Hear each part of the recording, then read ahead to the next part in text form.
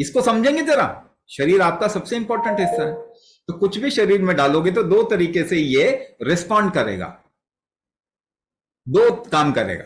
अगर फूड डालोगे तो मेटाबॉलिक रिस्पॉन्स करेगा, अगर खतरा डालोगे, रिस्क डालोगे, माइक्रो ऑर्गेनिज्म कोई गलत चीज चली गई, बैक्टीरिया वायरस चला गया या कोई गंदी चीज चली गई, जहर चला गया, तो ये इम्यून रिस्पॉन्स करेगा। ये अपनी इम्यूनिटी बढ़ा के उसको या तो मारेगा बैक्टीरिया वायरस को, या जो गलत चीज है उसको वो शरीर से बाहर निकालने का प्रोसेस करेगा। ऐसा करेगा ना? तो अब मुझे बताइए कि जब आप केमिकल डालते हैं, दवाई खाते हैं, तो कौन सा रिस्पॉन्स करेगा आपका बॉडी, मेटाबॉलिक रिस्पॉन्स या इम्यून रिस्पॉन्स? क्योंकि मेडिसिन आपका भोजन नहीं है, नहीं है ना। अगर भोजन होता तो पेड़ पे लटकने चाहिए थे ना, आपके पिल्स, दवाइयां, टैबलेट और इंजेक्शन पेड़ पे लटके होने चाहिए थे, तोड़ तोड़ के लेते रहते, खाते रहते। तो खतरा समझता है। तो जब आप कोई भी दर्द की दवाई तो सब खाते हैं ना, बचपन से खाया होगा, और बुखार की दवाई है ना, पैरासिटामोल ले लिया 500 मिलीग्राम, आपको मालूम है कितना चाहिए होता है? 4-5 मिलीग्राम चाहिए होता है। 500 मिलीग्राम क्यों खिलाते हैं? क्योंकि 495 मिलीग्राम शरीर निकाल देगा। क्यों? क्योंकि वो खतरा है उसके लिए। तो लिवर आपका क्या काम करता है? 495 मिलीग्राम पानी में घुलोता है, किडनी के थ्रू निकालता है। किडनी डिजीज भी बढ़ रहे हैं ना इस वजह से, किडनी इश्यूज कितने सारे हो रहे हैं, ठीक है। अच्छा, 5 मिलीग्राम घुसा देते हैं जबरदस्ती, ओवरलोड कर दिया।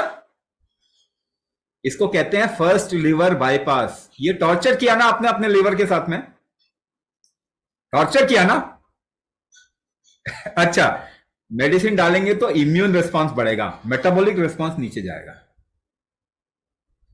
फूड डाल रहे हैं, genetically modified, hybrid, inorganic food डालते हैं, वो भी खतरा है, बॉडी उसको खतरा समझता है। तो मेटाबॉलिक रिस्पांस इतना अच्छा नहीं होगा, इम्यून रिस्पांस ज्यादा होगा। जब भी आपका इम्यून रिस्पांस बढ़ेगा, मेटाबॉलिक रिस्पांस कम होगा। रिस्क है, आप कामकाज कर रहे हैं, बॉस का डर, एजुकेशन में पता ही नहीं क्या पढ़ रहे हैं, क्यों पढ़ रहे हैं, आगे क्या होगा क्या नहीं होगा पता नहीं, बॉडी डरेगा जब भी इम्यून रिस्पांस होगा। तो ऐसी स्थिति में बार बार इम्यून रिस्पांस बढ़ने के कारण मेटाबॉलिक रिस्पांस कम होता जाता है। इसे ही हम कहते हैं क्या? हाइपो। मेटाबॉलिक रिस्पांस कहां से आता है? मेजरली थायराइड से आता है। इसे कहते हैं हाइपो, यानी कम हो जाना, थायराइडिज्म। अब लिवर को आपने ओवरलोड कर दिया इस तरीके से, और लिवर बेचारा फालतू के सफाई काम ज्यादा कर रहा है, मेटाबॉलिज्म कम कर रहा है। तो आपका इंसुलिन जो है ना, जो लिवर में आके गिरता है, उसको क्या बोलेगा? अरे नहीं, मैं थक गया, I will not be able to use it, तो अभी मैं इसको रोक रहा हूं थोड़ा। तो इंसुलिन कम लेता है, इसे कहते हैं इंसुलिन रेजिस्टेंस। ये बहुत ज्यादा हो रहा है। अब इंसुलिन रेजिस्टेंस को हम मेल में टाइप 2 डायबिटीज भी कहते हैं, या ये प्री डायबिटिक कंडीशन में भी हो सकता है। तो इंसुलिन लिया नहीं आपके लिवर ने, तो रह कहां गया इंसुलिन? कहां पे रह गया? ब्लड में, क्योंकि ब्लड के थ्रू ट्रांसपोर्ट होता है। अब ब्लड का इस्तेमाल सबसे ज्यादा मेल में, ब्लड की एक्टिविटी कहां पे होती है बॉडी में? यूट्रस, फेलोपियन ट्यूब, हाँ, इसी जगह पे होता है ना। Ovaries, uterus, fallopian tube, ovary, यहां पे होता सबसे ज्यादा ब्लड का, यहां पे मूवमेंट होता। अब ब्लड में है क्या? ज्यादा मात्रा में इंसुलिन है ना।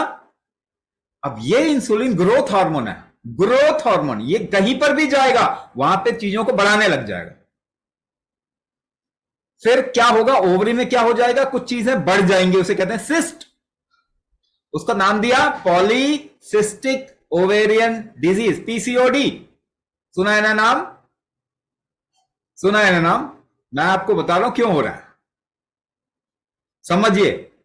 और क्या होगा? और क्या होगा? Fallopian tube blockages, chocolate cyst,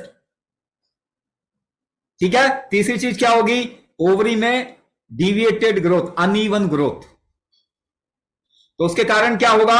आपका फीटस जो एग और स्पर्म के मिलने से बना, वो जगह ढूंढता है गर्भ में कि कहां पे ग्रोथ सही है, वहां पे मैं जाके चिपकाऊं अपने आप को।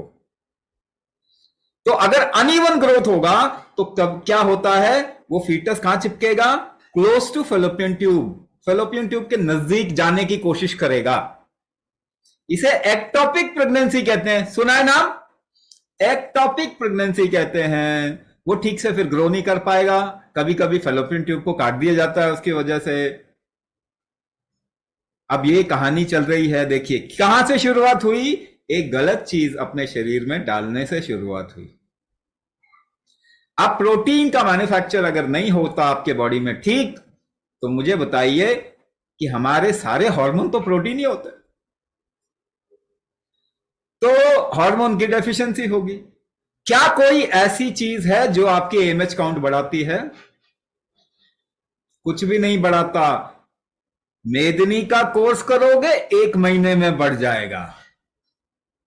दुनिया का इकलौता प्रोग्राम है जहां पे हम एमएच काउंट बढ़ाते हैं, स्पर्म की क्वालिटी को सुधारते हैं, ओवम की क्वालिटी को सुधारते हैं, ईस्ट्रोजन, प्रोजेस्टेरोन, टेस्टोस्टेरोन लेवल को ठीक करते हैं, क्योंकि हम शरीर का प्रोटीन मैन्युफैक्चर करने का जो स्ट्रेंथ है, जो शक्ति है, हम उस पर काम कर रहे हैं। जो आप दवाई से, भोजन से, बाहर से नहीं काम कर सकते, उसे अंदर से ही काम करना पड़ेगा।